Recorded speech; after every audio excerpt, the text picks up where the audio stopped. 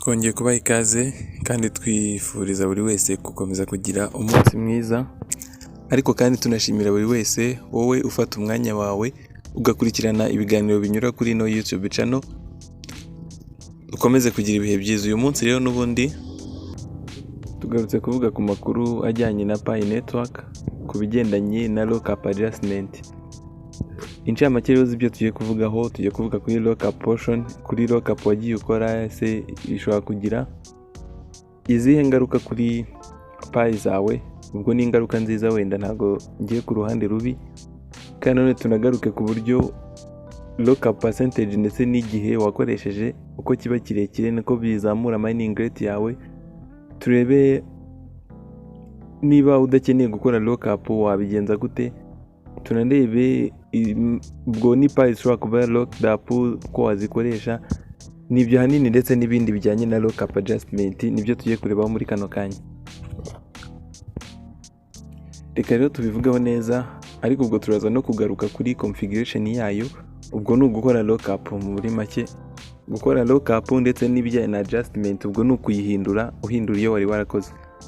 Mu gihe cyashize ubwo Lockup yazaga, hari abantu bamwe na bamwe bagiye bakora amakosa, bagakora percentage cyangwa se bagahitamo igihe cya Lockup, nyuma bagasanga ntago bagishimye, ntago bihuye n'ibyo bashakaga. Hanyuma ukaza kubona ko ari ngombwa ko wahindura Lockup percentage cyangwa se igihe wari wahisemo cya Lockup, ukaza kubona ko ari ngombwa kubihindura. Ibi nibyo tugiye kurebaho neza, turebe byinshi kuri byo. Mu gihe cyo gukora Lockup, ubwo ni bigikorwa, ntago byari ibintu bishoboka ko wahindura Lockup configuration wakoze. Niba washyizemo wenda Lockup y'igihe ingana wenda nk'ijana mu gihe runaka, ibyo ntago wabaga wahita ubihindura. Ariko nyuma nanone nubwo byari bimeze gutyo, ushobora no gukora ku batarabikoze bo bagiye basanga system ubwayo yaragiye ikora automatic Lockup ya 90% mu myaka 3. Nyuma baza gutangaza yuko bishoboka, ubwo niko watimu yaje kuvuga ko bishoboka noneho ko wahindura kimwe muri ibyo percentage cyangwa se duration wakoresheje. Ubwo nimvuga percentage ni biriya, ni ziriya nimero zo ku ijana, niba waralokinze 90%, niba ari 100% cyangwa se 200%. Hanyuma nituvuga duration, wumva imyaka cyangwa amezi, igihe wahisemo ko izo payi zawe zizamara ziri locked up. Kwa timu yaje gutangaza yuko bishoboka noneho ko wahindura iyo duration cyangwa percentage. Ariko nanone twaje gusanga ko bidakunda, keretse byibura ku muntu wamaze gukora migration ya mbere, niho ushobora gukora adjustment ugahindura iyo duration cyangwa se percentage. Bivuze ngo ku bantu batarakora migration n'imwe, gukora configuration cyangwa gukora adjustment nta kintu biba biri buhindure ku byo wakoze. Bivuze ngo kugeza ubu abantu bamaze kohereza payi zabo muri wallet, ubwo bakoze migration bakazakira, nibo gusa bashobora gukora adjustment. Ariko nanone ibyo ngibyo ukoze bya adjustment, wibuka ko nanone bikorwa ku yindi migration izakurikiraho irenze iyo wakoze. Niba ukoze migration bwa mbere ugahita ukora adjustment, iyo adjustment ukoze izakurikizwa niharamuka hakozwe indi migration ya kabiri. Kandi nanone twibuke yuko niba ukoze migration, hari iminsi 14 ugomba gutegereza ya system kugira ngo ariyo twita pending period. Icyo ni igihe kicamo kugira ngo payi wohereje uzakire muri wallet ndetse zibe ziri free kuba wazikoresha, ube wabasha kuzikoresha. Bivuze ngo iyo niyo Lockup nshyashya ukoze, uzategereza ya minsi 14 kugira ngo ibanze irangire Lockup ibone gutangira. Bivuze ngo kugira kano kanya, niba waramaze kwakira payi zawe muri wallet ukaba ushaka guhindura configuration wari warakoze, ubwo ni ukora adjustment, wenda ushobora kubikora. Ibyiza wabikora ubu ngubu mbere yuko indi migration ikorwa, cyane ko migration ya kabiri ishobora no kuba iri automatic, ariyo automatic migration ari izakorwa atari wowe ubigizemo uruhare, ahubwo biri automatic, ari system igikorera migration y'ubwayo. Ngira ngo ku bantu bakoze migration mubona yuko haba handitse yuko iyo ugeze hariya muri Mainnet checklist ukajya kuri ya option ya 7 uhita ubona ko wamaze gukora migration. kandi mu by'ukuri payi zamaze kugenda zaragiye yego, ariko haracyari n'izindi zitaraba migrated. Ntabwo baguha option nanone yo kongera kuzimigratinga bwa kabiri, ahubwo wowe urategereza iyo automatic migration mbere y'uko iba. Niba ukeneye gukora adjustment wakabaye uri kuyikora ubu ngubu. Uramutse umbajije ngo iyo next automatic migration izaba ryari, ntago nakubeshya, ntago ari ibintu tuzi. Gusa amahirwe menshi nuko byazaza random nk'uko dufata KYC kuri buri muntu, automatic migration kajya imugeraho payi yari afite zikiyimura. Ariko kugeza ubu ni ugutegereza nyine, tugategereza amakuru yabyo icyo bazabidutangarizaho. Reka tunote kano kantu nanone, dukwiye kumva yuko gukora lockup ni ubushake bwawe nk'umupiyona, ntago ari agahato, ntago ari itegeko. Ariko nanone biranashoboka ko wabihindura.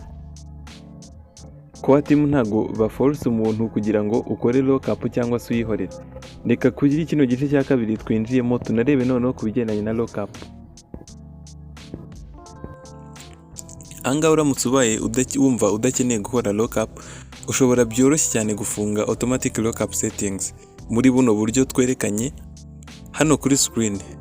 Ahangaha pi zawe ntago zizaba locked up, ntago uzaba ukoze lockup muri rusange, nyine ntago uzaba ukoze lockup.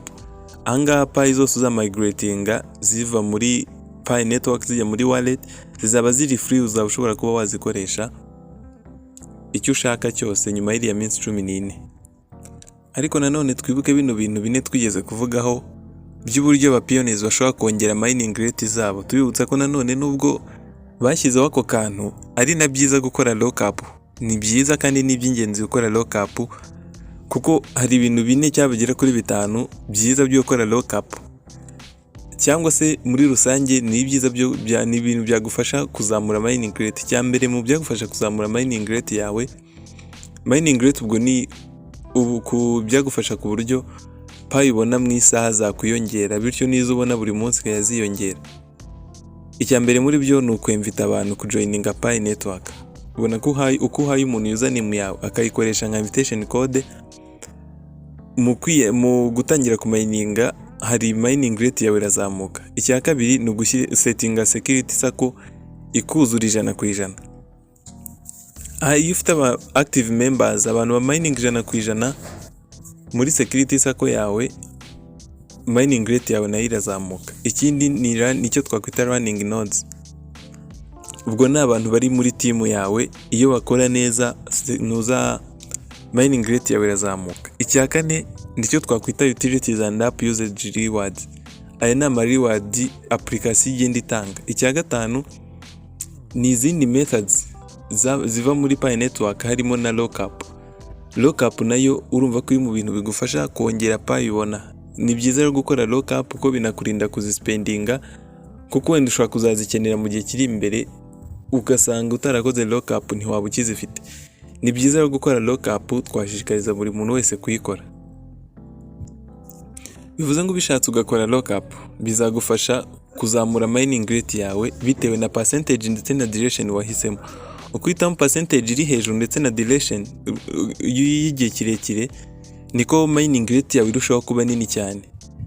Ariko nanone wahitamo intoya nabyo bigenda gake. Niyo mpamvu nagiye inama buri wese gukora lockup, kandi byibura ihagaze neza. Byibura wumva udakeneye gukora lockup, ntiwabura byibura na 90% mu gihe wenda cy'umwaka umwe. Aho ni gake gashoboka, ngewe numva umuntu yagakwiye guhera, kuko byibura nakuba timu ijya gukora automatic lockup ku bantu batigeze bakora lockup yabakoreye 90% ku myaka 3. Ibi nabyo twigeze kubivuga mu biganiro byahise tureba impamvu baba barahisemo iyo lockup. Hari impamvu nini yatumye bahitamo iyo lockup. Niyo mpamvu rero nawe byibura niyo utanagiriye mu myaka 3 ariko ukagira umwaka umwe, byibura ukagira lockup, ni byiza cyane, byagufasha. Ikindi nuko dukwiye kwibuka yuko payi zonyine ushobora gukora lockup nizo wimayiningiye wowe ubwawe, hatarimo aba referrals ndetse n'izagiye zitangwa nk'ama rewards. Izi nizo gusa ushobora gukorera lockup. Amount y'amapayi, ubwo ni payi uko zaba zingana kose waba warafashe ziturutse wenda mu bantu baba referrals wagiye uzana, izo ntabwo ushobora kuba locked up. kandi nanone twibuke ko payi zose walokinze zizaba ziri free, uzaba ushobora kuzikoresha ari uko igihe wahisemo kirangiye. Igihe kitararangira nyine ziba zifunze, nta kintu ushobora kuzikoresha. Ntabwo ushobora gukora lockup y'amapayi yaturutse ahandi hantu hatari izo wimayiningiye wowe ubwawe. Aho ngaho nizo zonyine ushobora gukorera lockup. Twibuke nanone ko kandi duration wahisemo niramuka irangiye, ubwo lockup ntayo ugifite, warakoze unlockup wenda bari ko tubyita. Nuramuka lockup yararangiye, mining rate yawe uko byagenda kose birumvikana ko izagabanuka, kubera yuko icyatumaga izamuka cy'iyo lockup kizaba kitagihari. Reka dusoze bino tuvuga ku bintu bigera kuri 5 ugomba kwitondera hagize nk'umuntu ubikubaza kugira ngo ukomeze gusigasira umutekano wa payi zawe. Ikintu cya mbere ni login passwords. Hagize umuntu kubaza login password yawe, uzamuhakane rwose ko ntago byizewe ko umuntu wamuha password yawe. Icya kabiri ni passphrase, ubwo ni za private key ukoresha ufungura wallet yawe. Icya gatatu ni uwakubaza balance cyangwa kumwereka balance ufiteho, haba iziri kuri payi ndetse n'iziri kuri wallet. Icya kane ni ID wakoresheje muri KYC. Icya gatanu ni email wakoresheje muri email verification ndetse na Facebook verification ndetse na phone number verification. Ibyo bintu uko ari 5 ni ibintu ugomba kwitaho, ukumva ko bifite uruhare runini ku mutekano wa account yawe, mu kwirinda ko hari umuhaka, cyane cyane nk'ushobora kukwandikira mutaziranye aho yaba anyuze hose, yaba kuri WhatsApp, yaba kuri Telegram. Ugomba kubera amaso umutekano wa account yawe. Ni hano dusoreje ikiganiro. Abo twari kumwe mukomeze kugira ibihe byiza, kandi turabashikariza gukomeza gusangiza abandi bino biganiro, haba muri groupe za WhatsApp urimo, haba kuri status yawe hose, kugira ngo dukomeze gutambutsa buno butumwa bujyanye na Pi Network. Turabashimira mwese mwabanye natwe, naho butaha.